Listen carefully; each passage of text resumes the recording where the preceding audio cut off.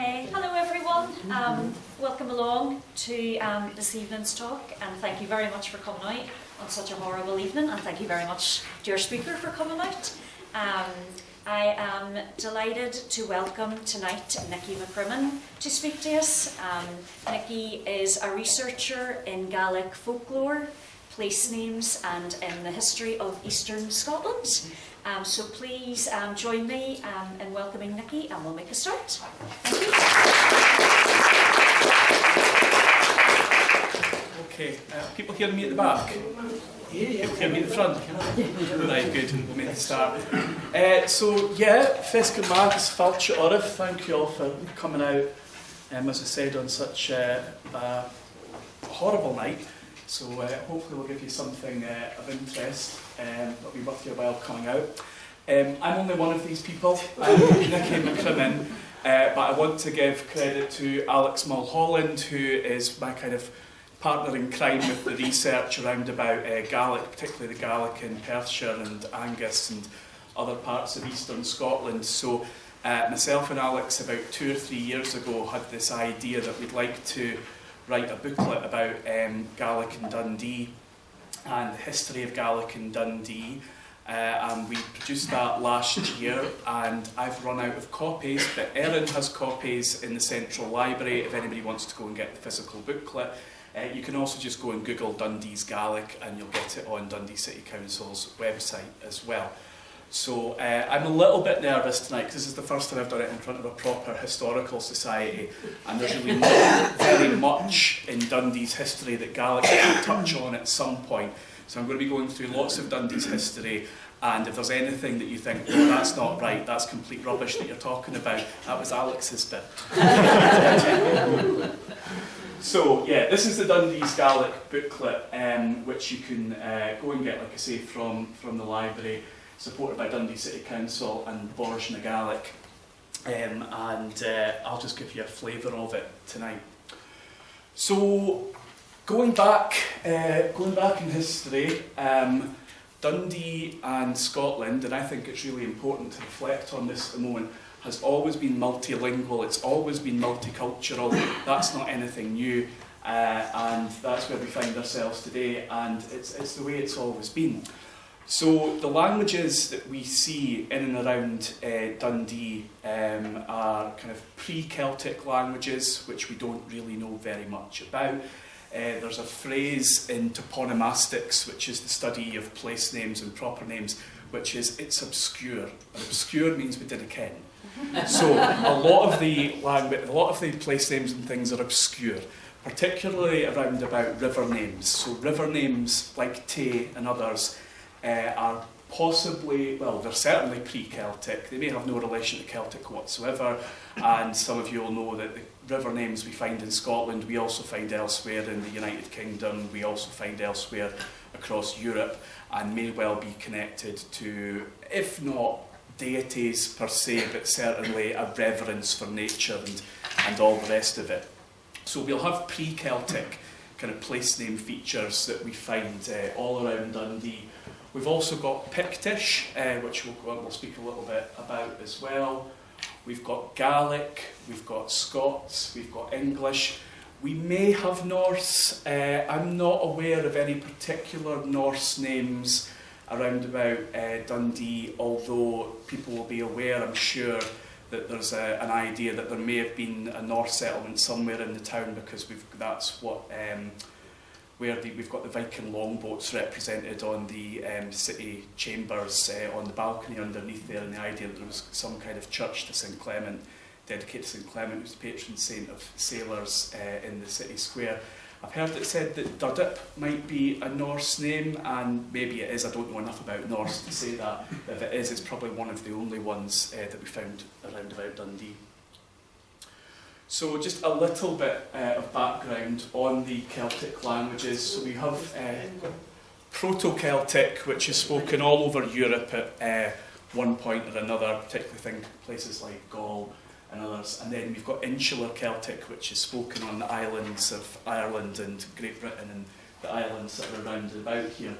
And that's split into 2 language families. We've got the Brythonic language family, in which we'll find Pictish and modern-day Welsh, Cumbric, and then we've got the Gaelic language family. Starts off as Old Irish and Middle Irish, which we'll see today as Manx, Gaelic and Irish. One of the reasons to kind of draw your attention to that is there are some things which I'll say today which are, and this is the Gaelic for, and it's certainly that Gaels use that word, but the actual origin word might be a lot older. Particularly when I go to speak about the name for Dundee itself, we'll look at the word dún, which is absolutely a Gaelic word which Gaels use and Gaels who lived here would have used, but I'm not saying to you that Gaels originated that word. It's probably, or very likely to be, older than Gaelic itself, but certainly a word that Gaels would have used. So I do want to claim Gaelic in Dundee, but I don't want to overclaim it as well. This is something we should always be very nervous of, which is neat maps, which say very clearly where things are spoken and where things are not spoken, because life's not that simple.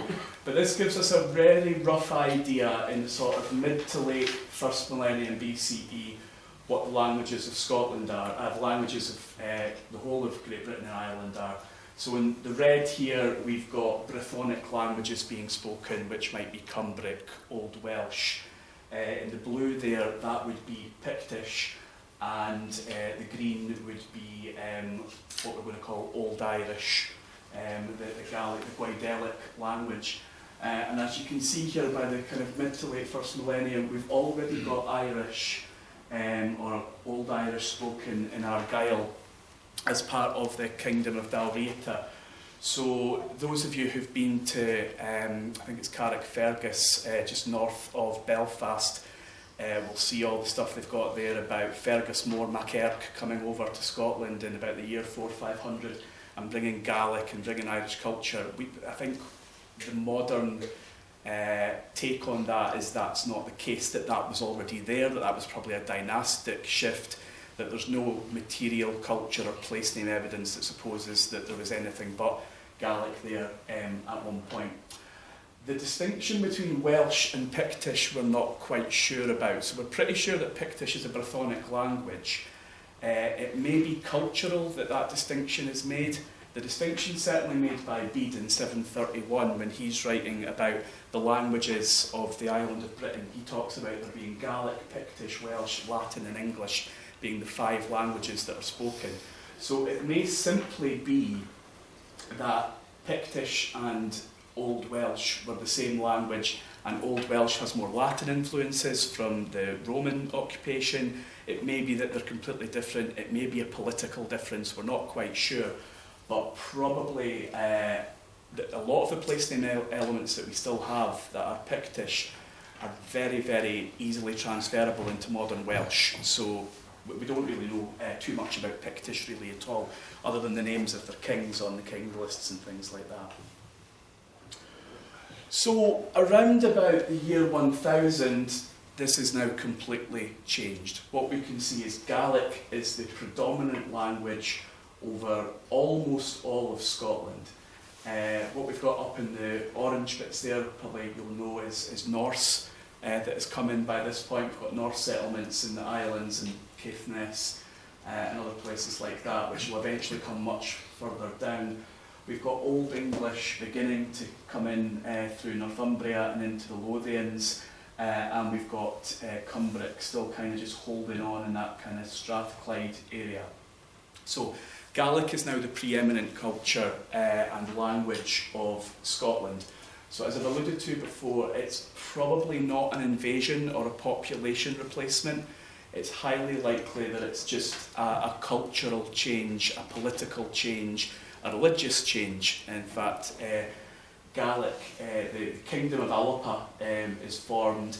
The Kingdom of Alapa is a Gaelic kingdom. That's the language of state. The Irish bringing Christianity over to Scotland means that the language with which they're spreading Christianity is Gaelic, so Gaelic becomes increasingly important in Scotland. So we don't think the Picts went anywhere, we just think they started speaking Gaelic and later on started speaking Scots and later on started speaking English, and we're all still here today is probably what we're thinking. There's probably a long period of bilingualism between Pictish and Gaelic, and the reason we think that is because a number of the place name elements that we have in Scotland still contain those Pictish place name elements. So the one that everybody probably knows is Pit, being a portion or a share of land, Pitlochry, Pit and Weem, all these other names.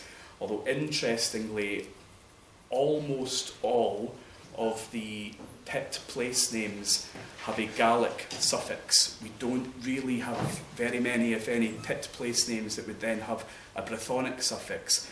And so the idea behind that is basically the Gaels, when Picts become Gaelic, they just continue to use the word Pit because they've already had that word, they don't see any reason to change it. We also have evidence of Gaelic words being used in Welsh ways, and I'll explain what I mean by that. So in Ireland, a strath is particularly the upper end of a valley, where in Wales, a strath is a wide valley, an estrath, as you would say. Is anybody Welsh, by the way? Right, thank goodness for that. Right. So, nobody can question the pronunciation. Estrath in Wales is a very broad valley and is used the exact same way as we use it here for strath. In Ireland, a munnog would be a bog, but in eastern Scotland, a munnog, which in Scots comes into mouth, is a high plateau upland. So the White Mouth up by Loch Nagar or the Black Mouth up by Rannoch, that is used the same way as the Welsh word mynydd. So mynydd and munnog seem to be used the same way. So in areas of Scotland where Pictish held on longer, we seem to kind of adopt Gaelic words, but use them in a way that's cognate with Welsh, which then, again, gives more kind of evidence to the fact that there was a long period of bilingualism between the two. And then we jump forward a few centuries to the early 1400s, where we're beginning to recognise Scotland as a bit more how we would recognise it today. So one of the big shifts here is the establishment of the boroughs, and we'll go on and speak a little bit about that. The establishment of the boroughs is really the start of the end of Gaelic's preeminence within Scotland and the kind of nation state of Scotland.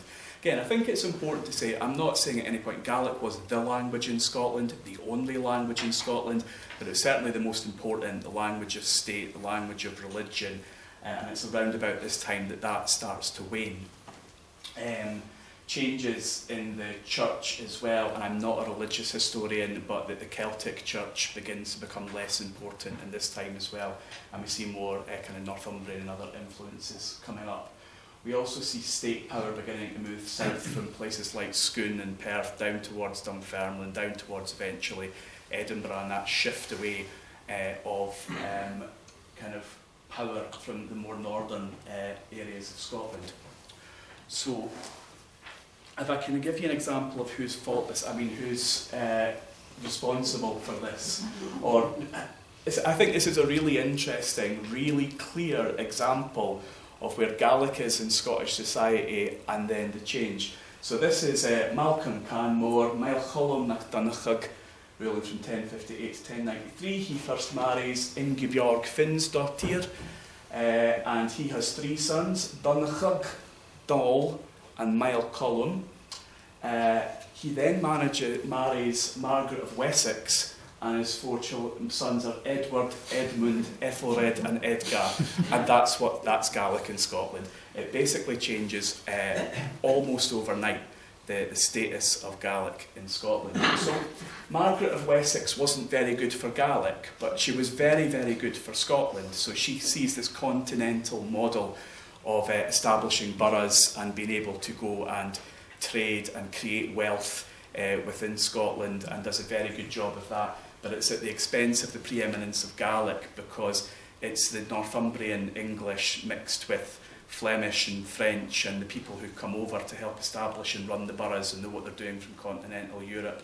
That's what becomes really important, and so that's where we get the Scots language, which then becomes the main language of trade and commerce within the boroughs, and eventually, not too long after, the language of court, the language of state and everything else. So, what I would say about that, of looking at the Gaelic decline in Lowland Angus, of what Dundee, part of what Dundee is the speed of decline is likely overstated. And I think the reason for saying that is because all our records begin to get kept in Scots, and that's the language of trade, and that's the language of commerce.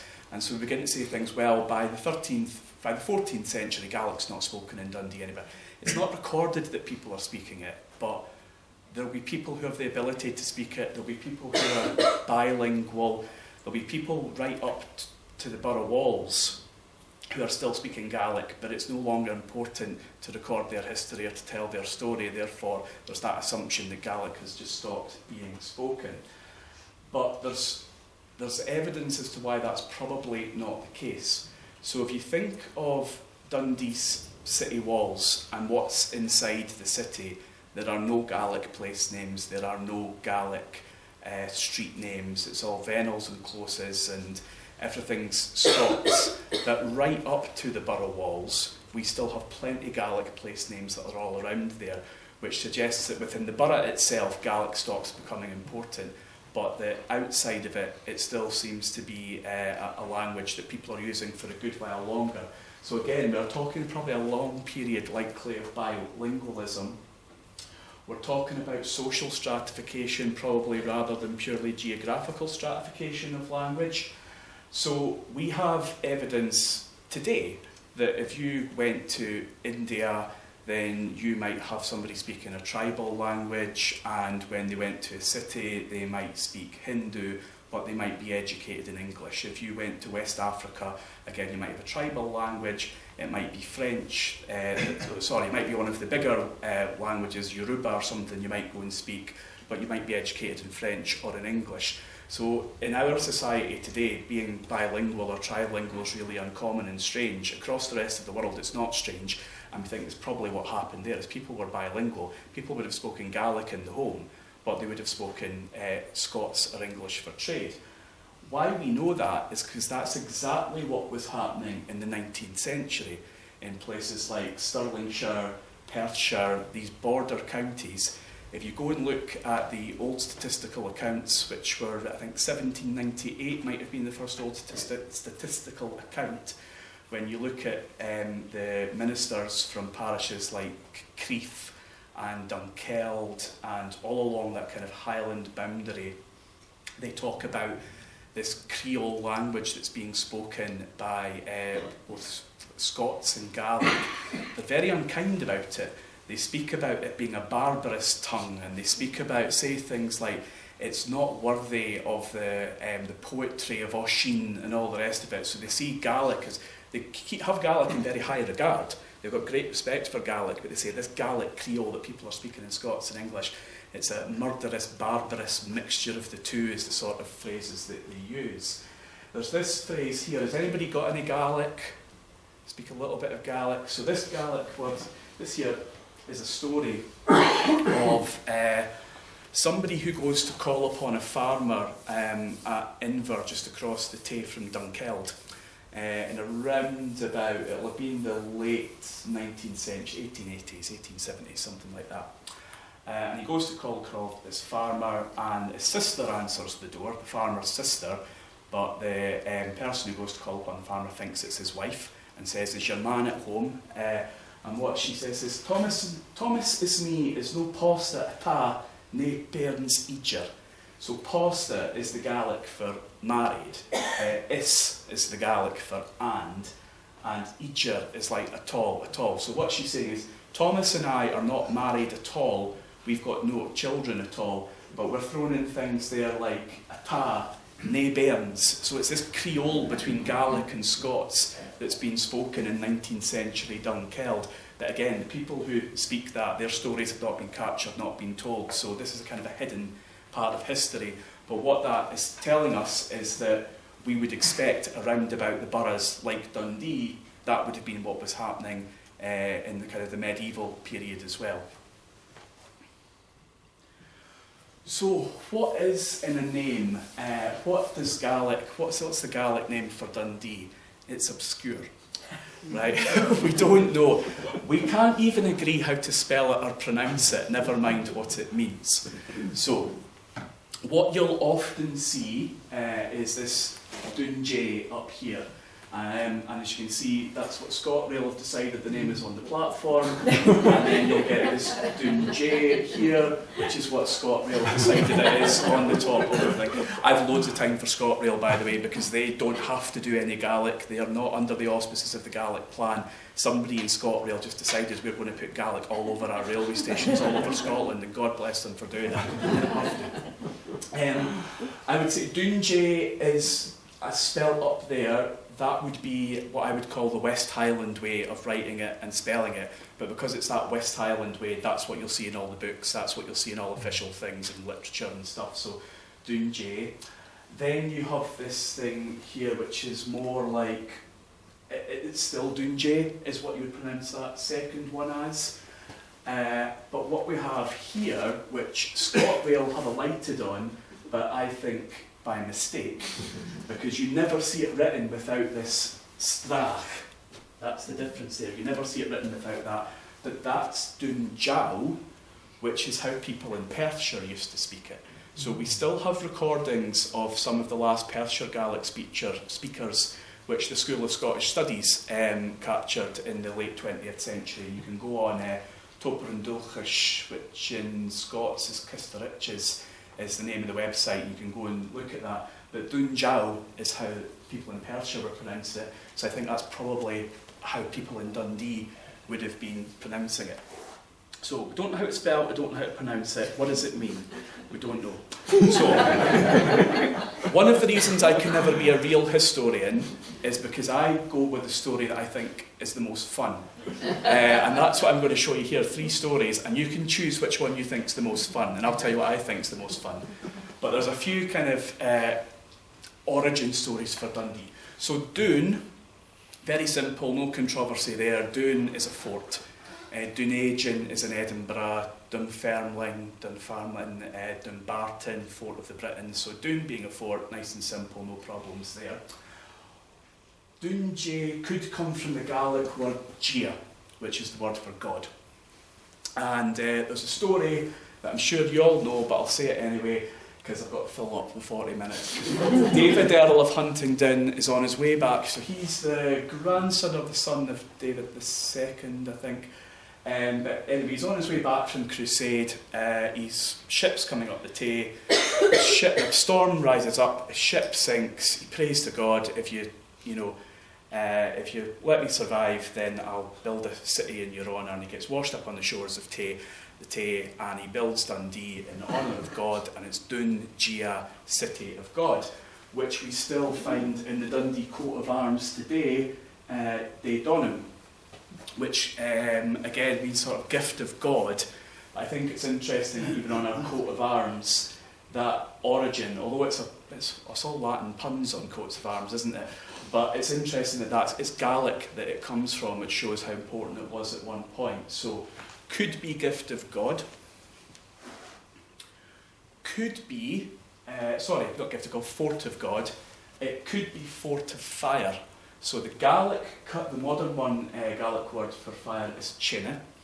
And the idea is that it could be Dunche, which would be an older form of the word for fire. So this is a very nice rendering of what might have been happening when they were making the vitrified fort up on the Law. So the idea being that they made these huge fires to make this vitrified fort, meld all the stones together, and it's this fort of fire because the fort was made of fire. I'm probably not going to go with that because, as you'll all know, the Law was outside Dundee by about a mile for up to about 100 years ago, 150 years ago. So it's probably not fort of fire, but that's the coolest one. So that's what I think it should be. Here's the boring answer, but it's probably the right answer. It's just Doon Tay. It's just the fort, it's just the castle on the Tay, the fort on the Tay. And again, you'll probably all be aware the fort we're referring to here is not the Law, it's Dundee Castle. And what probably gives more evidence to that, again, is an old Gaelic word for Dundee.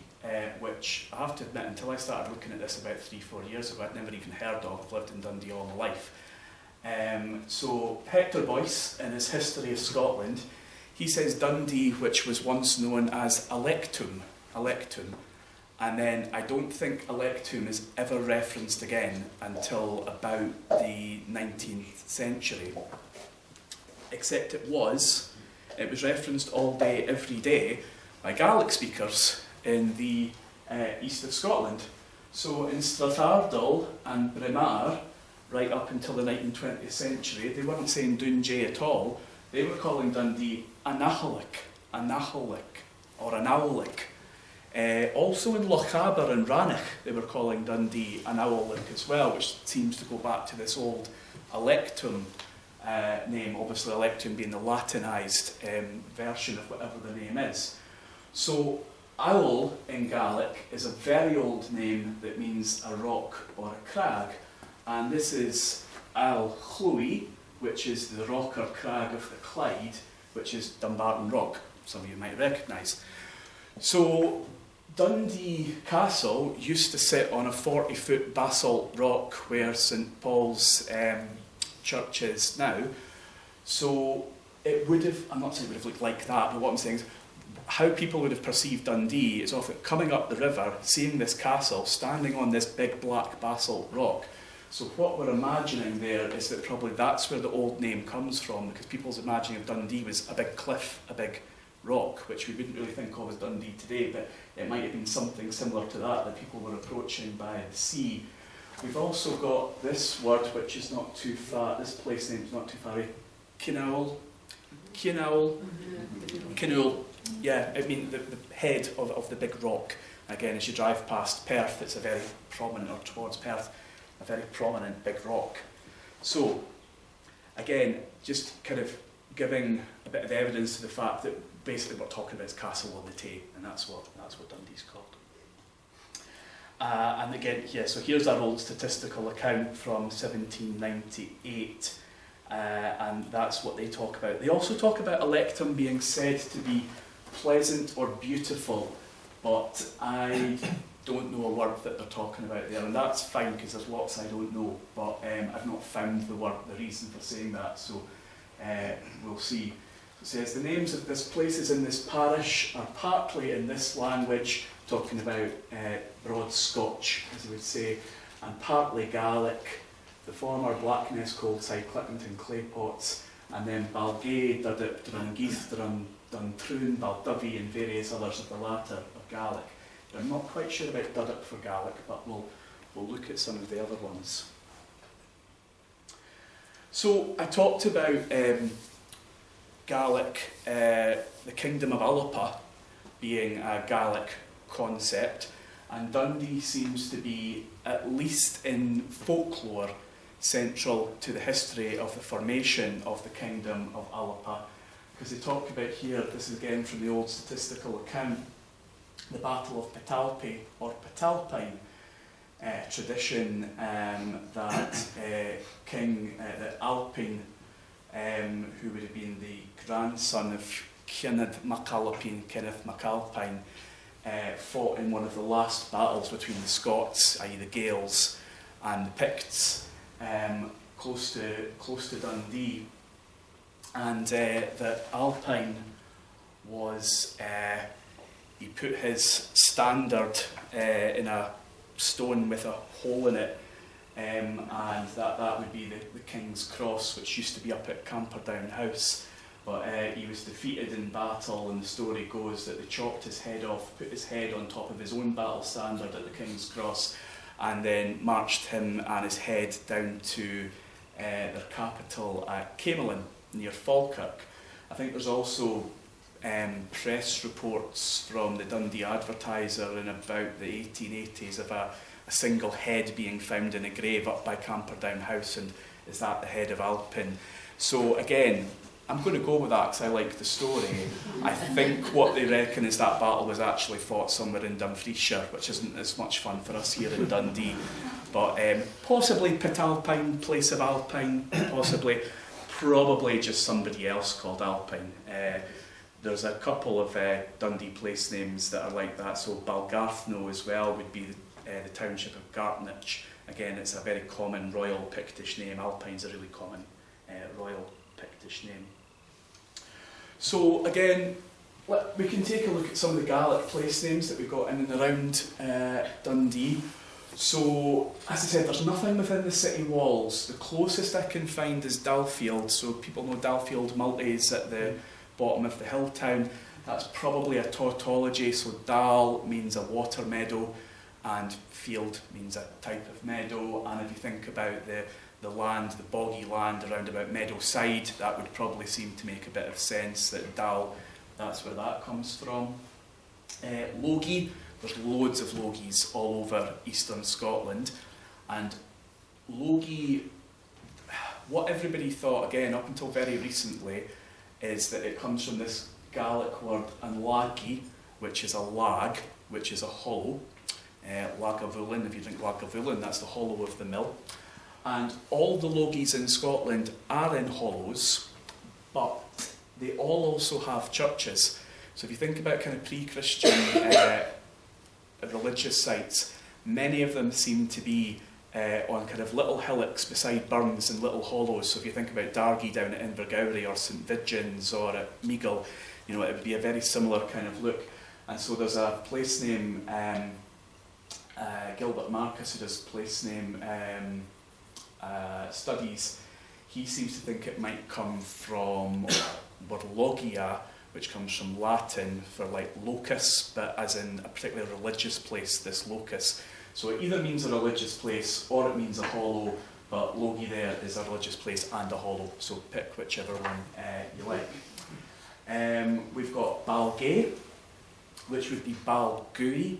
So a bal is a farm or a town or a city. A bala is basically, Shanghai's a bala, and so is a farm with 2 cottages. So it's any sort of kind of settlement. But Balagui, Gui means either windy or boggy. I live up at Balgay, it's windy. I'm highly confident that it's the windy farmstead. But Drumgeith, Drumgui, the opposite. I'm fairly certain that's boggy, and the people who've seen when it floods folk jet skiing on Drumgeith football pitches. It's a very boggy part of the city. Droom, that's your droom. Your spine is your droom, but it also means a ridge. So if you think of the ridge on what Fitry and Whitfield sits on, that's the droom, and the gooey is the boggy bit which sits underneath it. Clato.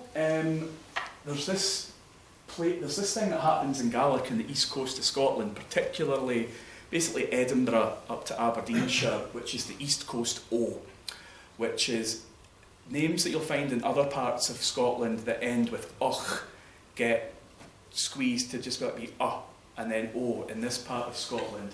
So if you think about across in Fife Balmullo, that's Balmullach, which means that the high farm. You've got Ballow Woods out by Tullybackert and things. That's from Ballow's from Bialach, which means the pass, because it's the pass from Cooperangus Abbey down to Rossie Priory. Clato may well come from Clatach or Clatach, which means a place of ditches, but like fortification. So this is that's Roy's military map of Scotland, which is 17 something, 16 something, can't remember. Yeah, and it shows some kind of ditch formation up at Clato. Not the reservoir, as I thought when I first looked at it, but that's not 300 years old. But yeah, Balumby, Ballon Buoy, farm of the yellow water meadow. Craigie, a place of cliffs. Now there's not many cliffs in Craigie these days, but if you think about Craigie where it goes down to where the railway is, if you ever walked along to the ferry, all the cliffs that are sitting there, so it would have originally been a piece of farmland that stopped abruptly at cliffs going down to the Tay. Loads more. Ballaghoin, farm of the blacksmith, Balgowan. Broughty Ferry, which the ferry bit's not Gaelic, but Bruach means a bank. Bruach Cloy is what you'd call Clydebank. So it's just certainly Bruach Ta the bank of the Tay, Forstbruchi, so Bruch Ta, there's a pub called the Bruch in the ferry, and I actually like that because it's a bit more closer to Brochte, which is proper Dundonian would call it rather than Broughty Ferry. So Brochte, Bruch Tai, that's where that comes from. Duntroon is Dún and Traun, so that's your strawn, your nose, but again it's a landscape. Gaelic landscape features are full of body parts. I'm only going to give you the safe ones tonight. But basically the fort, which is on a strawn, which is kind of a bit of land that comes down. I'd call it the shoulder of a hill. So in English you call it a shoulder, in Scots you call it a shank, and in Gaelic you call it a strawn. So in English it's a shoulder, in Scots it's a leg, in Gaelic it's a nose, but it's all this landscape feature that kind of runs off a hill. Balduvie, which is a farm and a settlement on the Blackburn, although it's the Fithyburn that's there now. But I noticed that further up towards the Sidlaws it's still called the Blackburn when you get higher up there. Invergowrie, Inure Gowrie, so Inure is just an outflow or a confluence of two waters, the outflow of the Gowrie Burn. Kingoody, Cian Guye, so Cian is your head, but also a headland, and there's that Guye word again, which can either mean boggy or windy. I used to live in Kingoody and it could be boggy or windy, both are accurate there. So, beyond the Middle Ages, very little known about, we don't really know very much about Gaelic in Dundee beyond the Middle Ages. We don't know loads about Dundee in general around about that time. We lost a lot of information. There's some evidence that there was maybe a Gaelic quarter, a Gaelic town in the Overgate. In other towns and cities, their Gaelic quarter was called an Argyll Gate, although it assures me that the Argyll Gate in Dundee is not that it probably does have something to do with the Duke of Argyll. Is that right? Did you tell me that? I can't remember if I told you that. Okay. You definitely told me that. You might not be willing to stand that in front of everyone. Okay. So possibly, but certainly in other places, your Argyll Gate, your Argyll Street was where Highlanders would come together. There's also some suggestion there was a Gaelic village as late as the 18th century in Dundee, although not native Gaelic speakers, so I'll talk to you a little bit about that. This is Ian Dún and Caha, who is Black Ian of the Battles, dark-haired Ian of the Battles, who is Claverhouse, who fought at the Battle of Killiecrankie. Now I work for Dundee City Council, it's getting recorded, isn't it?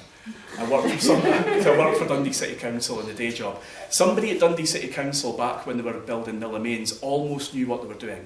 So they knew that there was this Gaelic village there, and so that's why in Millamains you've got Colonsay Terrace, Lismore Terrace, Harris Terrace, Lewis Terrace, Reinards, Mull Terrace. He named them all after, they were all named after Gaelic-speaking islands.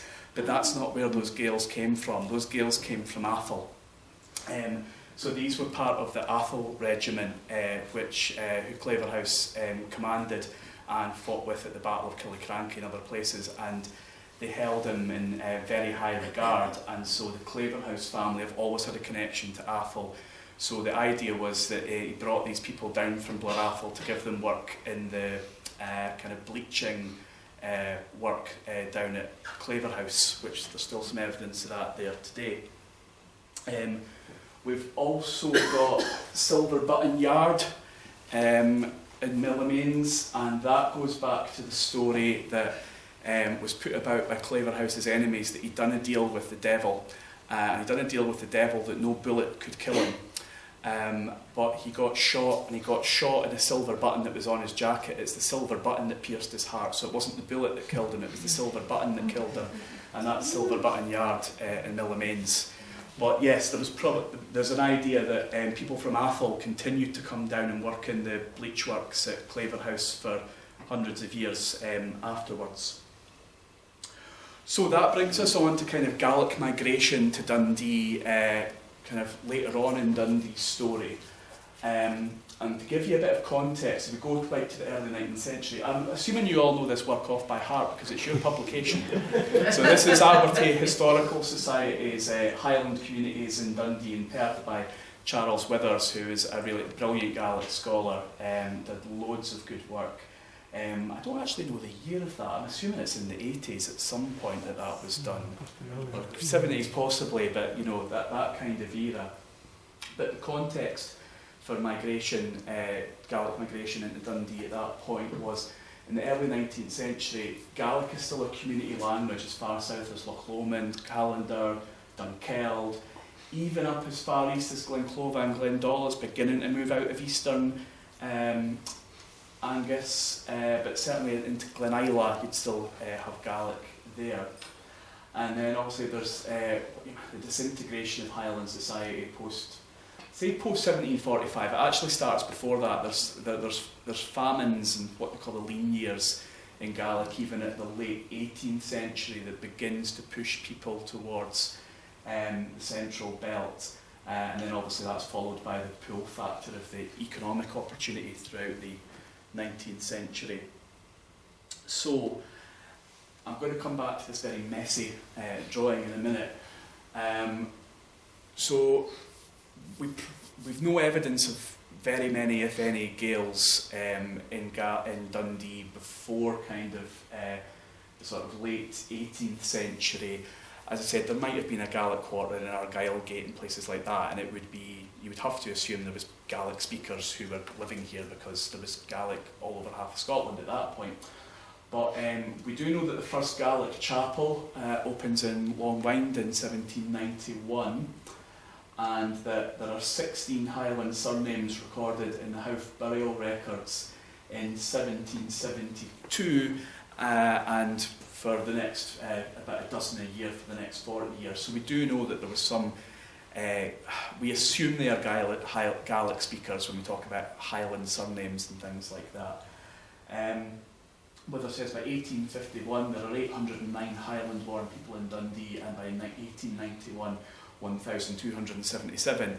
The only problem with that is what Withers describes as Highland society, Highland-born. He doesn't include places that were Gaelic-speaking in Perthshire and Aberdeenshire in his Highland-born statistics, so it's likely it was a lot more than that, but we don't have the figures on it. So here's the number of Gaelic speakers in Dundee according to the 1891 census, but this is Highland-born population only, which is 240 men and 315 women, so 550 odd Gaelic speakers. And what you can see is they are predominantly in working age people. Very few children are speaking Gaelic, very few older people are speaking Gaelic. These are working people coming to Dundee, often single women, not coming as couples necessarily. So they're coming to Dundee as Gaelic speakers, but they're not passing their language on to their children or anybody else. And this is what we see all over the Gaeltacht even today, that this language transition just isn't happening. We also have Gaelic speakers from non-Highland ones. So we see here Perthshire 16, but really that should be counted in the Highland ones, as should places like, I think we've got Braemar here somewhere, and other ones like that. Also Dundee, 25 Gaelic speakers who were born in Dundee in 1891, but that kind of, let's say, that language transition just isn't happening. This is a good book, well worth getting. This is Tales of Highland Perthshire.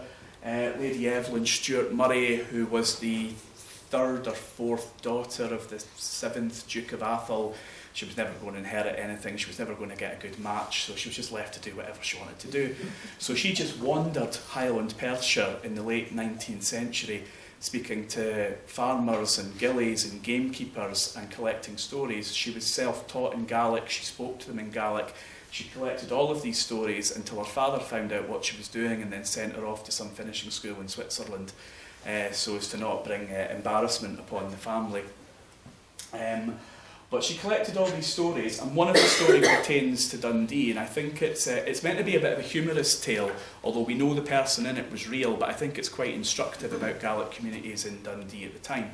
So it's a tale called Paratoshich, which is Patrick McIntosh is what this guy's name was, and he was from Blair Athol, and he was living in the Overgate. So again, evidence that there was Gaelic speakers living in the Overgate, in that area there.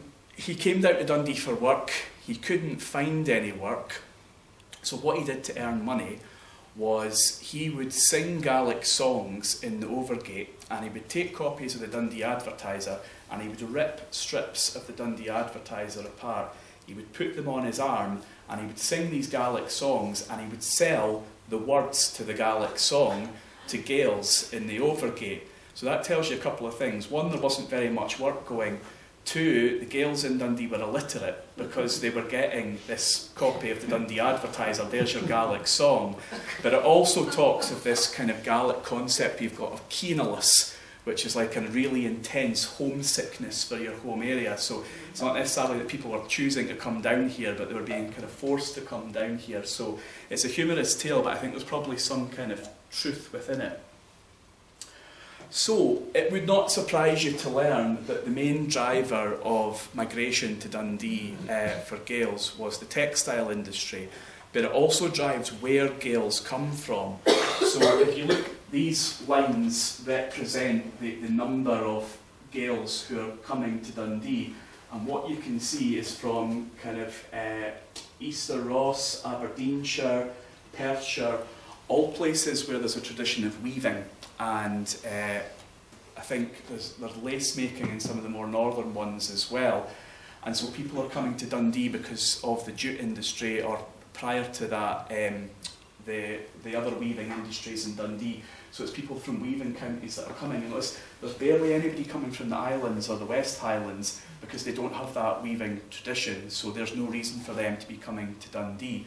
And what you'll find is the West Highland migration is to places like Glasgow and Greenock, because they're all sailors and fishermen, and so that's kind of where they come from. But all of our almost all of our Gaelic migration comes from the eastern part of Scotland, and a wee bit in the Campbelltown there as well, which I'm not quite sure about the story there. Where we do have one thicker line up to the West Highlands is up to there, which is Kilmuir in the north of Skye. And what happened there during the 1850s and the famine in Scotland is that the laird there, whoever it was, factor there, he basically started weaving there as a form of poor relief.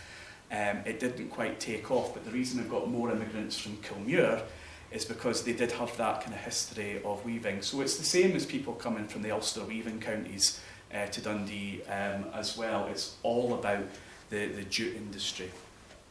So the other, the unfortunate but the handy thing for our research is we then get lots of records of Gaels coming in Dundee, and where we get them from is the poorhouse, because people are going with lung disease, asthma, consumption, and it's really bad amongst the Highlanders because they're coming to work in this really dangerous, dirty industry, and lots of them end up sick and unable to work, which gives us a lot of records about who they are and their names and where they come from, but it's a really horrible way to have to kind of find that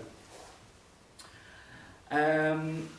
Gaelic chapels, we'll not talk loads about Gaelic chapels, but this is the Gaelic chapel, which you'll see outside the McManus Galleries. There's a really good, there's a plaque there. If you've not read it, go and read it. It's quite humorous about them erecting a Gaelic chapel. What was it? In defiance, in unembarrassed defiance of the Baptist church, whatever it was that sat across the road from it.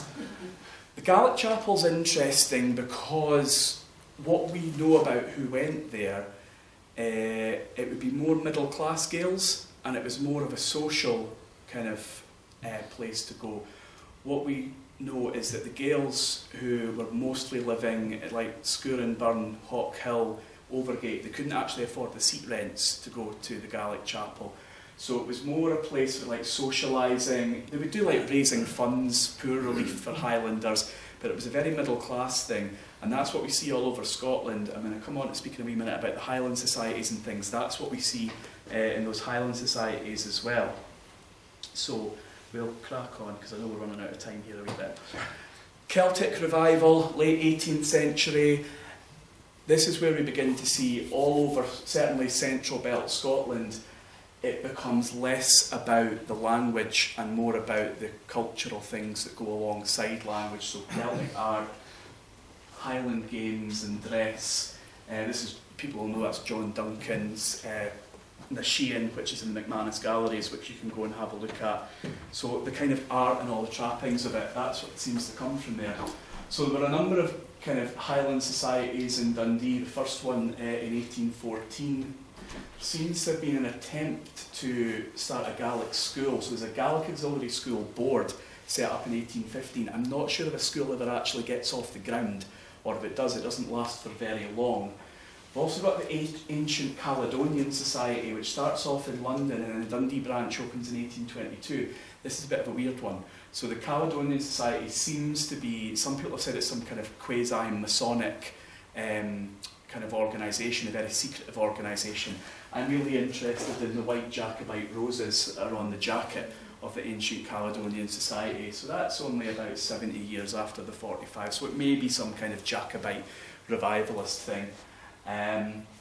You've got Common and Fear Gaelan and Chunje, the Dundee Association of True Highlanders, and then Common Gaelic, the Dundee Highland Society, which is the that's the first iteration of the Highland Society in Dundee, which just kind of, it's in abeyance at the moment, but it kind of run throughout most of the 20th century. We do host the Mod in 1902 and a few other times in the 20th century. The Dundee Highland Society also publish a really interesting pamphlet called the Celtic Annual, or the Celtic Annual, which is edited by a guy called Callum MacLeod, who lived on Blackness Road.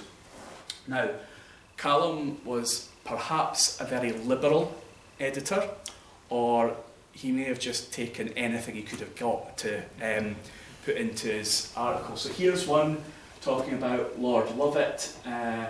Lord Lovat is one of the most popular lairds in the Highland. He is esteemed by his tenants, to whose welfare he's ever keenly alive.